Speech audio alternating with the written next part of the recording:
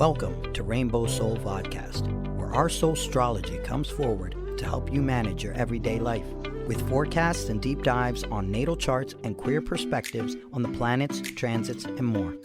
A group discussion about upcoming transits with tips on how to read these transits in your own chart. Hollis offers years of wisdom and natal chart knowledge with Bright Hawk's positive perspective and Lacrosse's inquiry. We offer the complete queer astrology experience. Welcome to Rainbow Soul. Please help us by subscribing, sharing, and commenting and reviewing. You can also learn where else Rainbow Soul is offered on our website at rainbowsoul.show.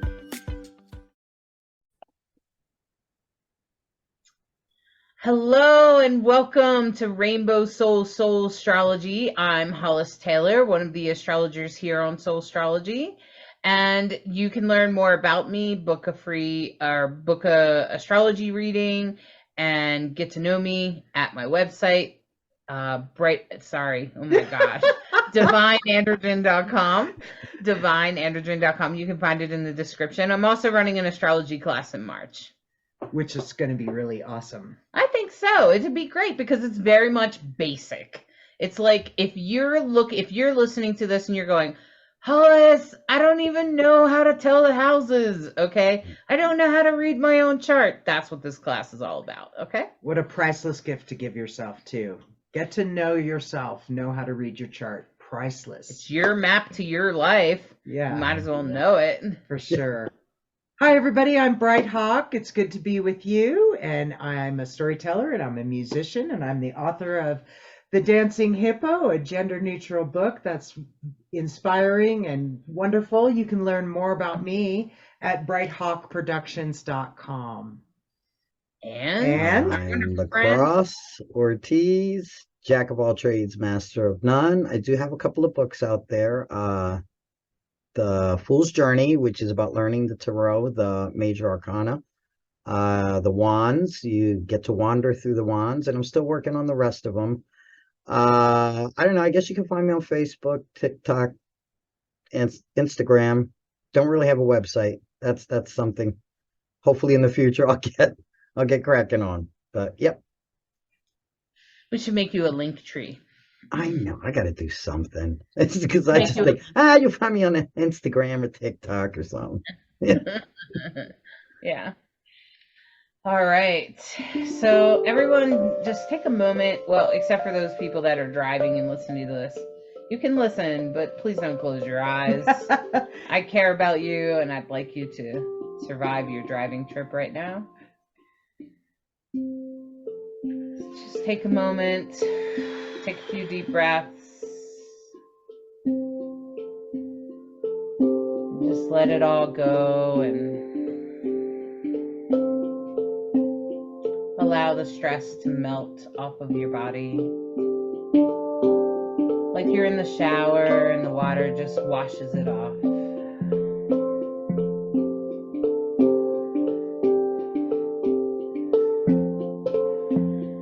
And as you release that stress and you just come into your body, take a moment to imagine the night sky with a new moon. The stars are brighter than ever. You can see the Milky Way spread across the sky, and it feels vast, far away from any cities or light pollution. And you can take in the beautiful bright stars.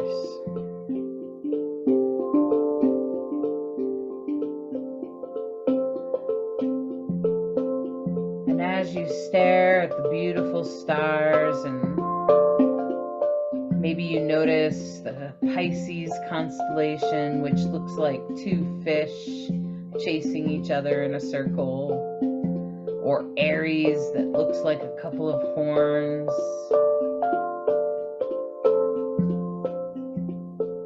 And as you notice those constellations in the sky,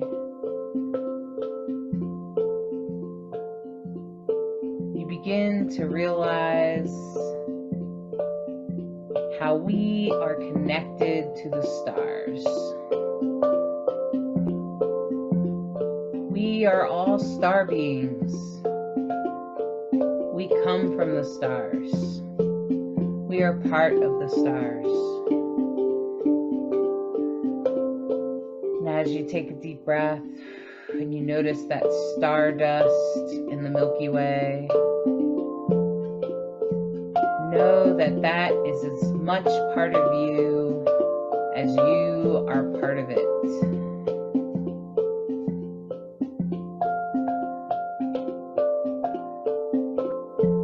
And allow your body to float through space, watching the stars in front of you, feeling completely surrounded by the darkness and the light in all of the stars and the vastness of outer space.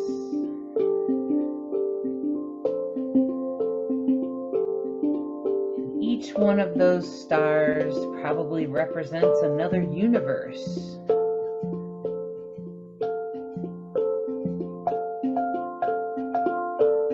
Our universe is so big,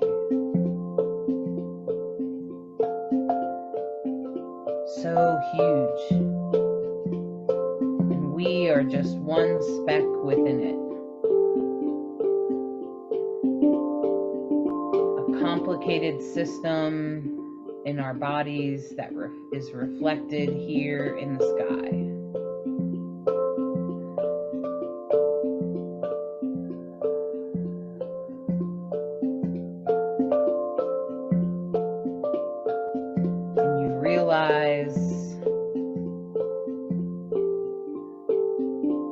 That you, a star being, are very much part of the world, of the universe, and that the universe holds you within it as if another priceless star.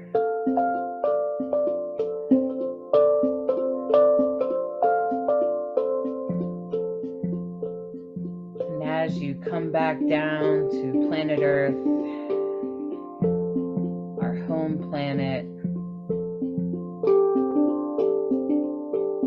we recognize our deep connection to all of the stars.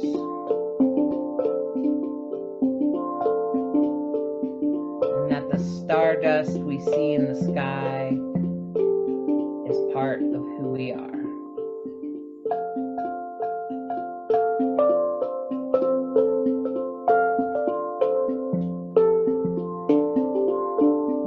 Connected to the stars. Each and every one of us is a perfect, imperfect reflection of the stars.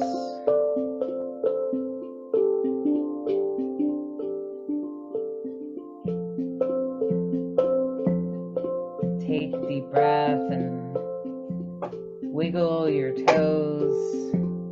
And remember that every single one of your imperfections is perfect, just the way you are.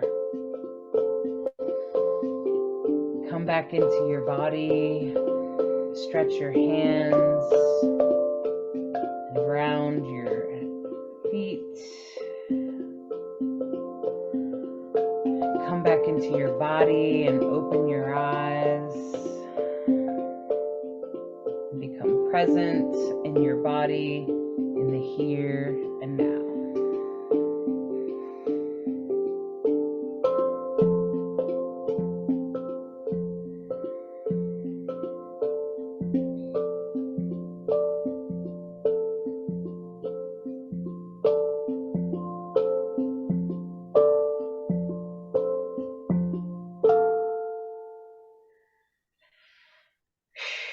Well done, Red Hawk. Thank you very much. Thank you. My pleasure. I appreciate your music and I appreciate you playing for us. Adds just a little bit more beauty to our to our broadcast here. And, this week we are going to be covering February. Let me share the screen with you. Oops, wrong one. This means one. Okay.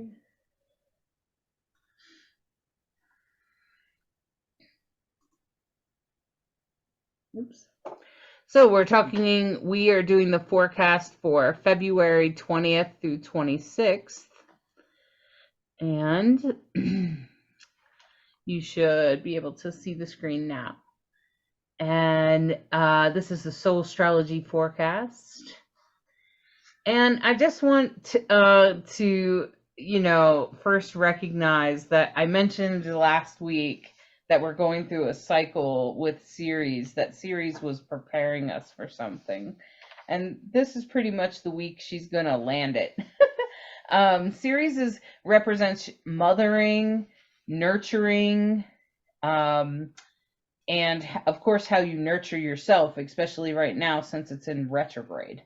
So because it's in retrograde, it's already currently been in opposition to Venus. If you look on the left-hand side at the grid-like structure here, Ceres is the one that kind of looks like a question mark, okay?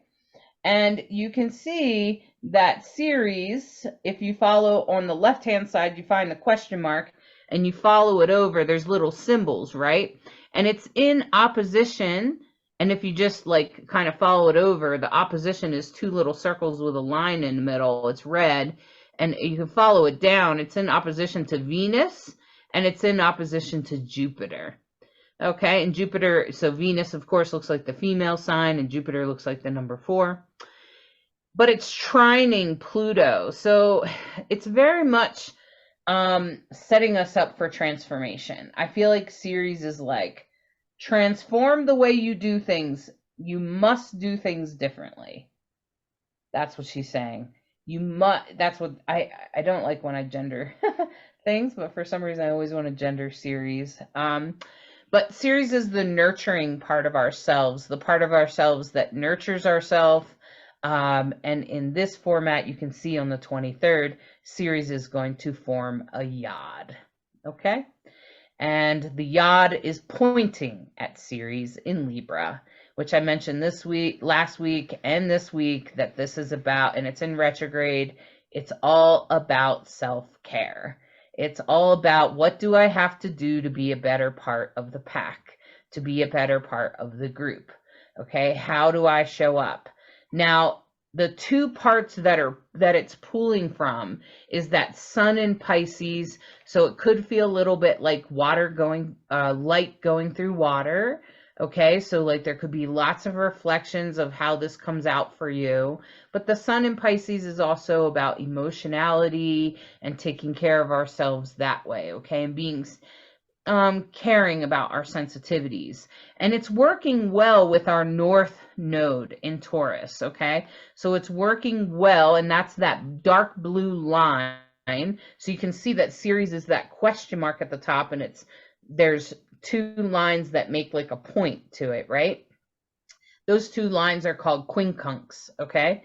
And then the dark blue line at the base of it is going from the sun over to the North Node, which kind of looks like a horseshoe, but it's not like this. It's like this instead. Okay, so the North Node goes like this. The South Node goes like this. Okay, so the North Node is in Taurus, and the North Node is about our destiny. So I feel very much like you are not going to get where you're going if you don't pay attention to self-care. You're just not going to get there. And that's what this is about. Okay, so and it's pushing us, and by this day, Spirit will have said, okay, so for the last week and a half, 2 weeks, have you been taking care of yourself? Did you do the right thing? Did you exercise? Did you do some self-care? Did you take some time for yourself? Whatever it is that you need to do for yourself, that's going to be really important because of this yod. And, they're sextiling, so the two are going to work together well. The North Node and the Sun are going to work together well, but we have to really make sure we take those pieces of our emotionality that we recognize and the reflections of it, because it's in water, and the emotionality of who we really are and where we want to go and how we want to be with our destiny. We want to take those two things and sort of put them together in a good way and aim them towards also doing self-care. Okay, so even if you are, I want to take care of people, and even if you're a caretaker, even if you're a healer, even if you're a psychic, you're a medium, whatever it is, you still need to focus on taking care of yourself. You must do the right thing, and that's what's going to happen here. Yeah, it's pretty important, taking care. I mean, it's so pronounced. It's the absolute leading feature in the chart of the week. We start off the week on the 20th. This chart, as you can tell, is the 23rd. New moons, as you know, are when the sun and the moon are conjunct, right? And so at the beginning of the week on the 20th, the moon, you can see the sun right now in Pisces. And at the beginning of the week, the moon is right there on the 20th. The moon is, So is it also conjunct Saturn too? Yeah. So what I was just going to say is, if you can imagine the moon right now, you see the moon is in that cluster of all that stuff in the 11th house in the sign of Aries. But it starts off the week. Remember, the moon is in a sign for 2 to 3 days. So it starts off the week on Monday, new moon in Pisces, and then it proceeds to say hello to every single thing in that row where there's a stellium in Aries, and then soon it'll be a stellium in Taurus. So first it says hi to Neptune, then it says hi to Venus, then it says hi to Vesta, then it says hi to Jupiter, then it says hi to Chiron, then it says hi to Juno, then the North Node, and finally Uranus. So like, hi. So every single time that the moon is just lighting up all week long, all of those signs. In Aries, which we've talked a lot about, Aries is action, right? And so we're moving from Pisces, the watery Pisces. So of course, a new moon in Pisces, new moon rules the tides, right? Pisces is all about water, right? And of course, the water signs are going to get lit up with a new moon. So the water signs being Pisces, Cancer, and Scorpio, they're all going to feel it for sure. And the moon in Pisces, it's very innate. So those of you who are readers, there's a lot of innate intelligence coming up. A lot of, wow, I suddenly understand and just know that. In the moon in Pisces is compassionate. It's very sensitive for sure. Very loving, very creative, and can be very loyal. And with Juno there, that's lovely, because Juno's all about loyalty. So, on the challenge side of a moon in Pisces, there can be indecisiveness. It's just this wateriness, right? So it can be vague. It can get discontented. There can be a sense of confusion that can sometimes happen with the Pisces moon. They're watery, so it's like lost in the sea, right? So that's the moon in Pisces, and it'll be there for a few days. It'll be there on Monday and Tuesday, and then Wednesday, boom, this is the chart for Wednesday, we're into Aries.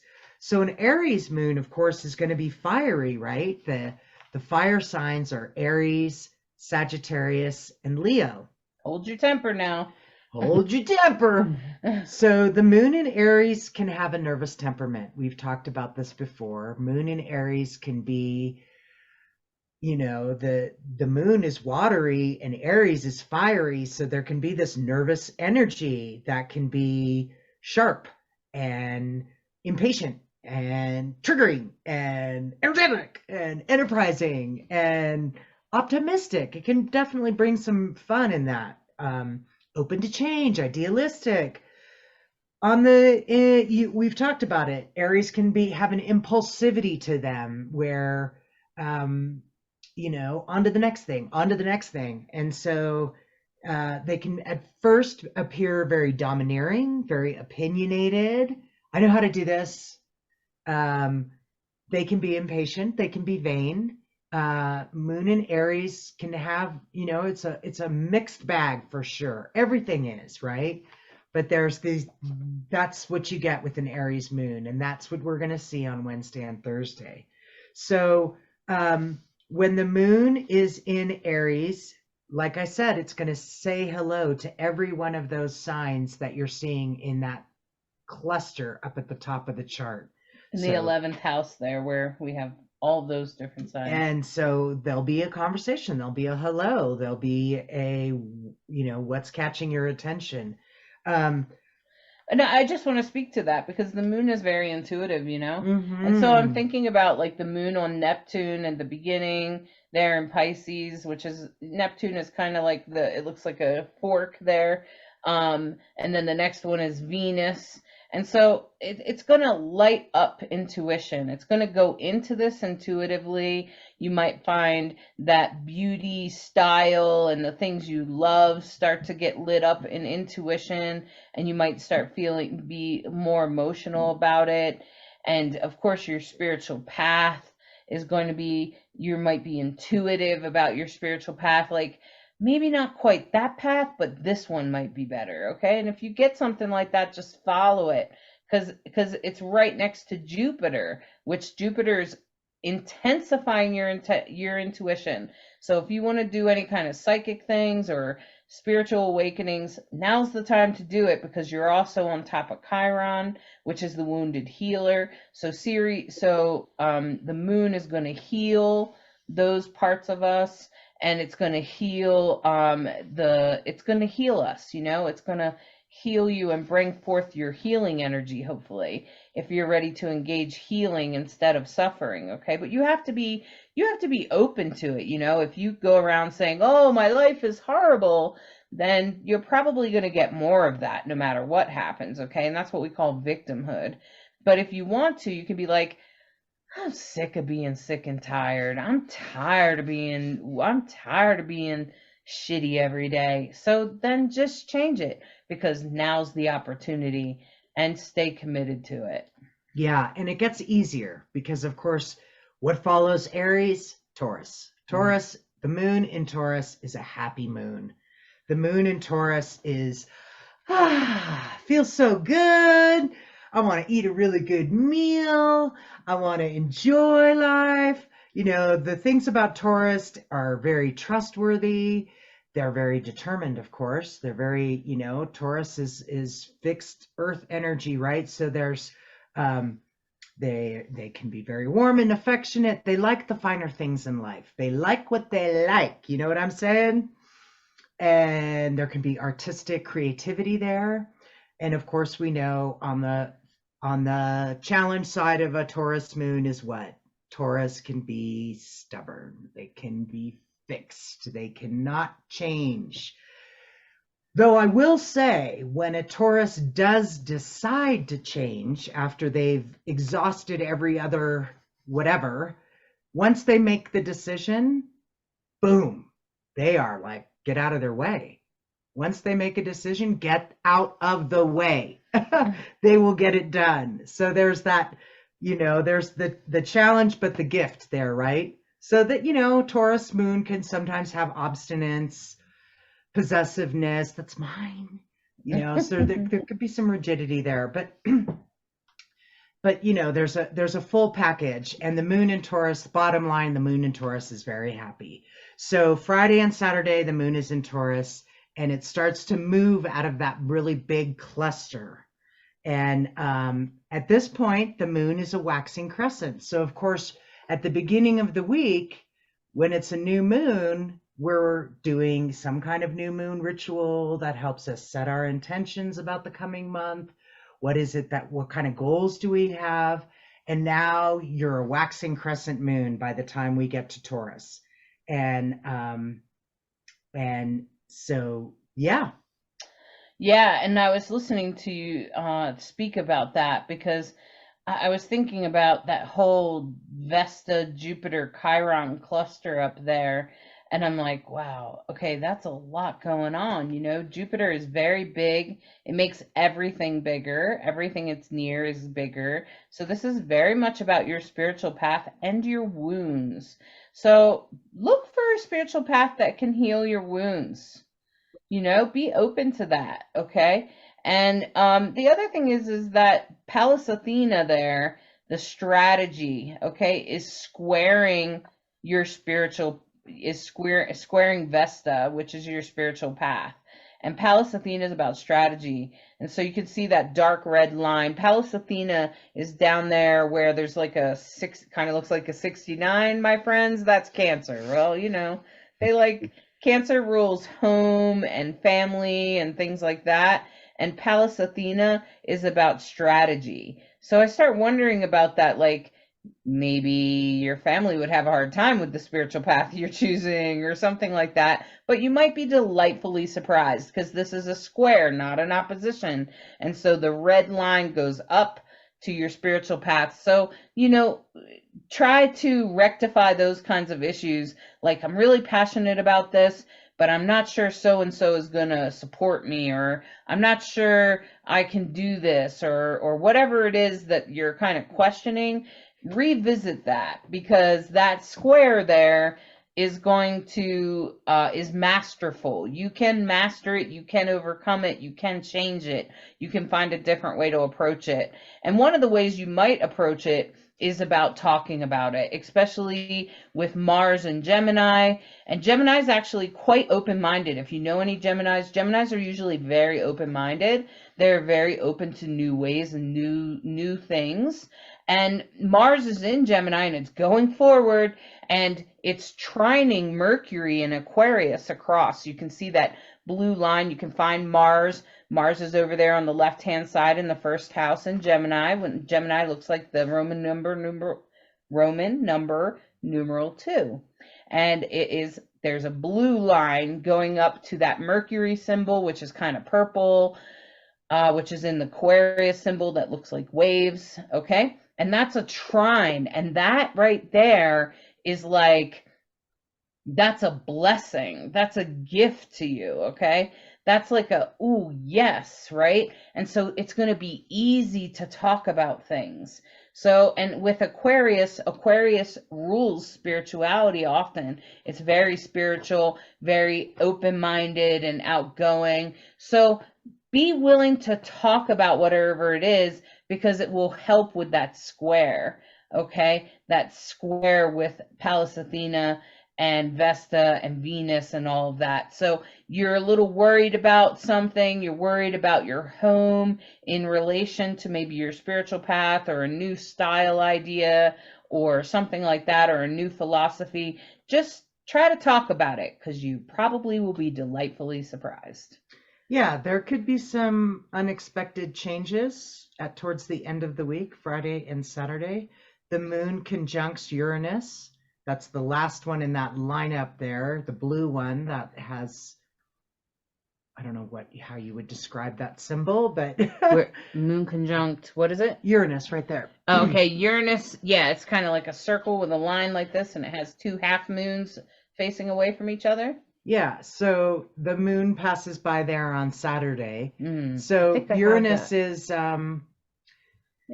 Uranus is definitely the planet of surprise, transformation. Didn't see that coming. Oh, wow, and so I just kind of want to put that out there. May it be a delightful surprise, but it could be a surprise. At the same time, the moon is squaring Saturn and squaring Mercury. So on the 25th. All on Saturday, the 25th. So okay. It's some energy there for sure. And yeah, be in the flow of it. Yeah, as the week goes on, that square could, if you haven't taken care of it, it will become stronger. It will just get bigger in your face, because you'll be really pulled to whatever it is that you want to do, or a strategy, or something that's really calling you. You'll really feel called towards it. And Ceres is really pulling on you, right? Because she's pulling on the other side, going, do what you need to do. Speak this boundary, please. Right? Okay. And the moon has passed over Uranus the day before. And when the moon, I feel like Uranus is very much about surprises, but it's also about like gender queerness and gender variance. And so if you're gender variant, you might notice there's something, maybe it's about that. Okay. And maybe your family believes that being queer is a sin. I'm going to say you might be delightfully surprised. Go slow, though. I understand some people are just plain out hard-headed. But it is a spiritual path. I seen a post about that just the other day in a group where they were talking about, is gender variance a spiritual path? Yes, it is. And I think most of us that are gender variant, we could actually say, yes, it's a spiritual calling. There is something about our calling to be gender variant, however you express it, whether you're trans or you're non-binary or gender fluid. I don't think it matters. However you're called to it is a gift to the world, because we need to shed the gender binary. Why? Well, very simple. The gender binary creates inequality between men and women.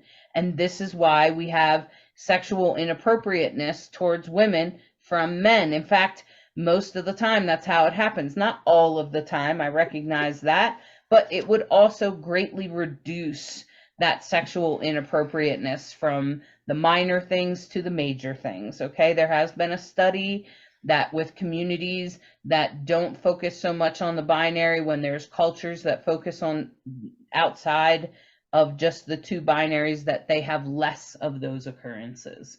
So we know for sure that that's going to help us. And so the universe is trying to help us, and that's what the gender revolution is. So if you ever needed to know that, there it is. Okay.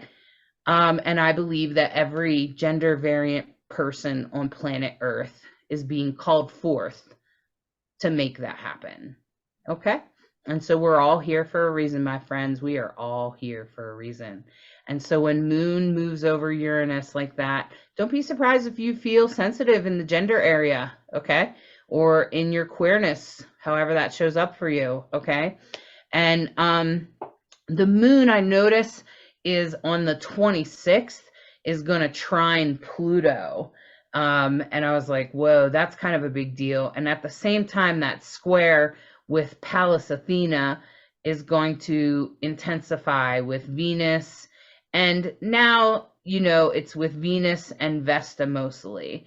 Okay. And that's very much about the beauty of things, the style of things, and maybe the style of your spiritual path. Okay. Maybe you're a more modern day Christian that believes that all people should be loved regardless of their gender expression. And that's great. Maybe you have that to teach your family. Okay. So I just want to say, stay with that, with your strategy around family and your home regarding your spiritual path, beauty, and style. Okay. And did you have anything special for the 26th? Just to say that the moon moves into Gemini, and Gemini, as you know, is an air sign. Thinkers, they're very active mind. They're great networkers. They're very versatile in their thinking. They can be very charming. Like I said, great networkers, lively, amusing. Gemini on the challenge side can be disorganized, can be inconsistent, can be superficial, cunning, manipulative, have flexibility with the truth, things like that. So the mind and Gemini, being able to have the moon light up the mind, and the moon in Gemini is communicative, chatty. And so we have all the stuff that the moon just passed by. Now that it's 60 degrees past it, it's in a sextile. We just talked about that, right? 2 houses apart. So now in a sextile, all of those same asteroids we keep talking about are all still saying hi to the moon, and we continue that square to Saturn. So that's pretty much all we've got for Gemini, Gemini moon. Well, I also noticed that Mercury is going to come into a sextile with Juno. And I was just going to say, if you want to make a commitment, today is the day, the 26th. Do it on the 26th. It might even be the 25th and through the 27th. Those couple of days, if there's a commitment, especially a out of the box commitment, do it. Because Juno is there. There, even if it doesn't last forever, there's something that you have to do in that commitment. There's something you have to harvest from that commitment, something that you'll have to learn. So if that comes up for you at the end of this week, go ahead and commit. That's a very strong aspect with Mercury sextiling Juno. Juno's about commitment and marriage and just about any kind of bringing together where you promise to do something of any kind. And with Mercury in Aquarius, that's about communicating about it, saying, hey, remember when you asked me if I'd be willing to do this thing? Hey, yeah, I am willing. Okay, so this is the day. The 26th is the strongest day to do that. It will be heard and go over well. Okay. Good. I was going to say, there's a we're in the season of wolf, and we're talking about, commitments. And I find it interesting that wolves are probably one of the most committed animals. They mate for life, and it's not just about the mating for life, it's the commitment, that loyalty, and that, But another thing I wanted, where you were talking about the gender revolution, people have this misconception that the alphas are always male with wolves, and they're not. Right. They're not always male. It doesn't matter. It's all about leadership. It has nothing to do with gender. So if the female is strong leader, she runs the pack. So it has nothing to do with gender. And I thought that was interesting, because a lot of people just think alpha male. Men run around, I'm an alpha male. Nah, dude, that doesn't make you a leader. It's just has nothing to do with that. So I thought that was really interesting when you were talking about the genders. Yeah. Yeah, because wolves, there's definitely females that run the pack. Oh yeah. And they have a keen sense of smell, and even the other females will take care of her babies for her so that she can be a better leader. And so, and I find wolves and dogs in general to be fascinating animals to learn about. They're very loyal to each other, and they're very much cooperative. Yeah. And I think that that's really beautiful. I love I love Well, collaboration. it's about the collective, because I mean, a pack is a collective. Dogs, we're a part of their pack. That's how they look at it. We're a part of their pack. So it's a collective. So they have to protect, they have to love, they have to, except for my dog. My dog wants everybody to worship her. So She's the alpha female, right? Oh my goodness, is she? She runs this whole house, but she's such a pleasure. She's such a pleasure. That's great. Pain in my ass, but a pleasure. It's hilarious because my dog tries to pretend he's an alpha male occasionally, and then I'm like, no, you're not. Yeah. Alpha in the house. No, you're not. Right. And then he's like, oh yeah, sorry about that. Yeah. So, but that's, even Cesar Millan talks about that. He talks about different dogs have different personalities. It doesn't really have anything to do with gender or even breed. It actually has more to do with just their personality. Some dogs are more dominant and alpha, and some dogs would rather be in the back. And it's just a matter of personality, just like all of us. I know there's definitely some people that are like, please don't put me in the leadership position. Right. Please don't. And so you should not always assume that a person wants to be in the leadership position. Some people are more comfortable in that position. And some people are flexible. Some people can go either way, and some people just want to stay in the back and find a way to support you. Yeah. And, and they decide who they want to support. So they do have some power. It's not like they don't have power, because they can choose, I want to support this leader or not this leader. Right. So, I think the coolest thing is when we can come more in tune with the animal kingdom and realize, like, when you see a monkey, you don't say that's a girl monkey, that's a boy monkey, that's a female monkey, that's a male monkey. You just say that's a monkey. When you see a dog, that's a dog. When you see an elephant, that's an elephant. When we can be that evolved, we can say that's a person, that's a human, that's a person, and stop focusing on that part of that. Nobody worries about the animal being whatever it is until it's time to reproduce. right. So if you're not reproducing, don't worry about it. So I mean, I don't know. Maybe I'm just throwing it out there. I mean, I just think just see people, don't see anything else. See people. So Yeah, I definitely tried to do that. And I noticed that I tried to make a shift in my language where I'm just kind of like that person. I just don't assume that any person is masculine or feminine. And I think if you can shift your language that way, you would really do a lot of favors towards the gender revolution. And I think that's what genderqueer people are kind of asking. We're kind of asking, please don't do that. Please just don't assume. Just everybody's a person. Everybody's a human being. It's not that hard to say person instead of man or woman. I mean, come on, really? right. And I'm like, why can't you just say, hey, friends, or instead of hey, ladies? Can't you just say, hey, friends, or or say, hey, folks, or something like that?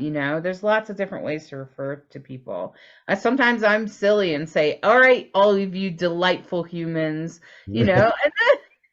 and people are like, oh, thanks, So there's lots of other ways to talk about people. Right. Okay, my friends. So I'm going to pull 3 cards. Please take what you like and leave the rest. And I'm using the Love is Love queer deck, which is very queer, and most of the cards are gender variant, honestly, which is actually really beautiful, in my opinion.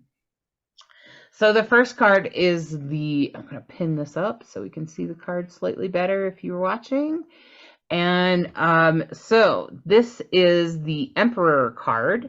And the Emperor card is very black and white. Why? Well, oftentimes leaders sometimes see things in black and white, and we have to kind of see things in black and white and a little bit of gray. But if you notice, if you look close enough, there is a little rainbow flag on their shoulder, which always makes me laugh. So this Emperor is about your leadership skills. This is about bringing that strong leader forward. And remember, in the past, you have had, and the Emperor is usually very much in integrity, is very much doing the right thing. And so this is very much reminding you of your own leadership skills. And I find it interesting that if you look up here at the top of their chair, there's like it looks like a bull or something, like a, what do they call them? Horned sheep. And so that reminds me of Aries. It very much feels like Aries to me. And this is about the Aries leader. And Aries are often leaders. They're great leaders. They have great ideas, and they have the energy to go forward with things. So this is very much reminding you of your energy as a leader, and to pull forth your leadership energy and bring that forward. Fuck gender.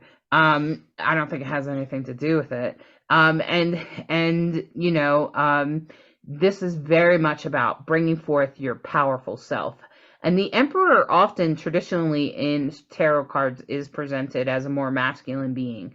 But in here, you can see that this is a very feminine person, but they are very much leader. So it's reminding you of your leadership skills and how you've presented it in the past.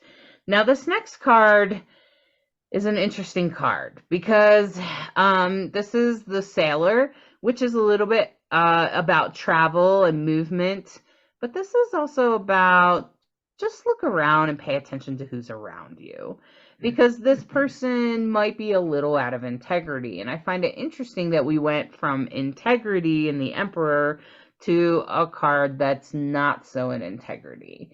So this is a reminder that sometimes people do things out of integrity and most of the time, you know what? It's not even personal. Most of the time it's about them. So when people do things that it's out of integrity, it's not about you. As much as you might like to take it personally, don't make it about you. It's actually about them. Because I notice when people do things that's out of integrity, it's because they're focused on their own needs and they're not thinking about their impact on other people. So I just want to say that this is for the here and now for this week, not in a reference to the past or the future. This is like, just pay attention to who's around you. And this particular sailor is a traveler, and they might have some things, they may not be as integrous as you thought they were. Okay? They might have their own agenda, and that's usually what it is. The person that's out of integrity has their own agenda, and they're just not considering your perspective. Okay? They're not considering how that might impact other people. The interesting thing about that is we went from integrity, then we went to a lack of integrity, and then in the future, we move into love, commitment, and romance. So whatever is going on in your life, this is about romance. This is about commitment to each other. This is also about other marriages that could be related to business or friendship or other things that you've committed to do with somebody.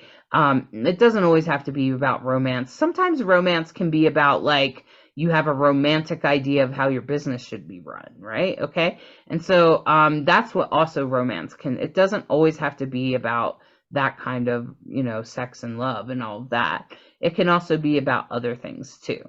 And this is about commitment to each other and the holding. And I love this card because I'm pretty sure this is like a transgender couple, right? When I look at them, I'm like, yes, because it's not about the gender, it's about the love, okay? And this is very much about love and commitment and even spiritual commitment, because it's the Two of Cups and you can see kind of the background kind of looks like a church or something, right? And it's meant to look like that. It's meant to sort of say the spiritual commitment to things. So I thought it was interesting. So let's just review. In the past, we were talking about the integrous leader of who you are. Remember who you are. Remember that integrity is the leader that you have. And remember, going forward, that not everyone is in integrity. Not everyone's doing the right thing. Some people have their own agenda. And so you should be wary of, just keep your eyes out. You don't have to be suspicious of everyone. Just, and if someone does something to you, don't take it so personally. Don't swallow it. Don't, just be like, well, now I know who you are. Thanks for letting me know. Now I know. Thank you. Because then you better know now and you can hold a boundary. Don't ignore it. Don't give them excuses for their behavior. This is about when people show you who they are, believe them. Okay? So that's exactly what this is about. And that in the here and now. And going forward, that all of that, if you follow that, will lead you to this love and commitment and this spiritual opening of love and commitment that's coming your way. Okay? So just allow that love and commitment to come towards you. Be open to it. And sometimes in my experience, I've had people do things that are out of integrity, and I didn't take it personally. And then turns out they left and 20 more people came in that were great. So sometimes those people are leaving for a reason, and that can be a blessing. So sometimes you have to get rid of the people that are not in integrity, that are all about themselves. You have to get rid of those people so you can make space for the better people. It's okay to poof. I think that's a great reading, and there's so much wisdom in that Maya Angelou quote, when people show you who they are, believe them. I think that's a huge part of growing up, isn't it? The willingness to see the truth the first time instead of, God, I ignored it the first 4 times, but I Yeah. guess Or 7 or 12 or Yeah. Yeah. right. Yeah. Try not to ignore those things. Try to take them seriously. And, speak your truth. right, Speak your right. truth. Be real. Be real, my friends. We all have an innate intelligence to us, and the more we learn to trust it, usually the better off we are. My experience, at any rate. Right, right. 100%. I All right, agree. my And I friend. think that's part of what, just to bring it full circle, the storyteller in me wants to put the bow on it, which is that's why astrology is so cool, because it really helps you understand, accept, and embrace your most authentic self and other people's most authentic self. Honestly, the more I've studied astrology, the more forgiving I am and accepting of, oh, that rising sign or that whatever. Yeah, that's going to be your walk, and Mhm. that's not my walk. Right. Yeah, and I think that when people are out of integrity, when they do lie or something like that, they have some things to learn from it. We've all lied before, and then, some of us do it when we're very young and we learn very quickly that that's not the way to good things. And some of us learn that lying can hurt if we've been lied to. We can learn, and then we recognize I have a Libra moon, so I have a tendency to think about other people's experience. It's just the Libra moon trait. Mm, And so Libra moons tend to be like, oh, so if it hurt me, it's probably going to hurt you if I do that. mm. So then we have a tendency not to do, well, we still might do it depending on our other actions. But I have done things that has hurt people, and I have been like, I don't want to do that anymore. And so then I learn, and I don't like myself when I do those things. Right. Because we all have a little of everything in our chart, right? We all have every astrology sign, and we all have the potential to be dishonest. And I think some of us learn faster, and some of us have bigger lessons to learn around that. And some of us have bigger lessons to learn around something else, right? Libra really struggles with codependency. And Yeah. so Libra has to make sure that when you have a strong Libra placement, you have to make sure that you're taking care of yourself, that you're doing the right thing for you, and put yourself first. So, and I think that astrology has really pointed out to me as I've studied astrology and really started doing different people's charts and stuff, is that everybody's journey has troubles, everybody has struggles, everybody has something hard. And the trick is figuring out how that hard thing shows up for you and how to rectify it, how to find a solution, how to get through it, how to grow through it. And I think that's what astrology has the potential to do. It has the potential to point you in the right direction. And that's why I'm doing this class in March, because Just gonna say, let me plug the class. because I want people to be able to look at their chart and go, I think my north node is it's in the house, it's in the ninth house. And that means higher learning. So I am supposed to take all these courses and classes. And even though I'm a Gemini rising, which kind of makes me a little scattered, it doesn't mean I have to go to college. It could just mean that I learn a lot of different things. Okay, great. So now you've learned to accept yourself instead of giving yourself a hard time about being scattered or being inconsistent or being a little depressed or sensitive or whatever's going on for you. And so instead of giving yourself a hard time about it, you learn that it's part of who you are, and whatever lessons you have to learn from it, you can harvest. And I think that's the gift of astrology. Absolutely. 100%. I know the more I've learned, the more I've stopped putting myself, setting up a standard. Like I would like if I see the big hippie guy and he's just nothing bothers him. He's so cool and so mellow. He doesn't get upset. And I used to be envious of that. And I'd be like, oh my God, why is it like I'm always uptight and agitated and da da da? And I look at my chart and it allows me to make space for that part of myself to realize I'm not meant to be the long-haired hippie dude. That's not my journey. My journey, he obviously doesn't struggle with what I'm struggling with, but I might be doing something that he struggles with and I don't. So it's allowing you to have that mercy on yourself and that compassion, and to realize, okay, this makes better sense. And this is my work here. It's what I have to work on. And Right. you don't have to Coming look at through. everybody else. And coming true into your authentic self. Right. And I think that's one of the reasons that I look for queerness in the chart, because some people are like, yeah, and they're not really comfortable with their queerness. And then when I point it out in their chart, and I'm like, well, here's the potential. It doesn't mean that every person with Uranus on the ascendant is non-binary. And if you don't have Uranus there, you're not non-binary. Like, come on, man. Nothing's that black and white. But if I do say, hey, Uranus is on your ascendant and you're non-binary, sounds like Spirit was calling you to this path. It's a little bit easier to accept yourself. And I think that's the beauty of queerness in astrology, because I want queers in astrology to go, oh, okay, well, maybe I was being called. Maybe I was made this way perfectly. And that's why I always say we're imperfect, perfect reflections of the universe. All of our so-called imperfections are actually part of who we are. And that's usually part of our soul purpose. So, Absolutely. Whatever you struggle with, just know that's probably part of your soul purpose. Just a by the way. Yeah. Good stuff. Yeah.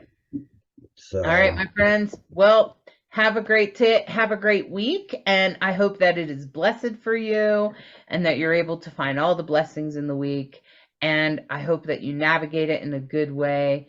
And please subscribe and share and comment or ask questions. We'd love to hear from you. Thanks so much. Take good care. Bye-bye. Thank you for listening to this week's Soulstrology and subscribing, liking, sharing, and reviewing.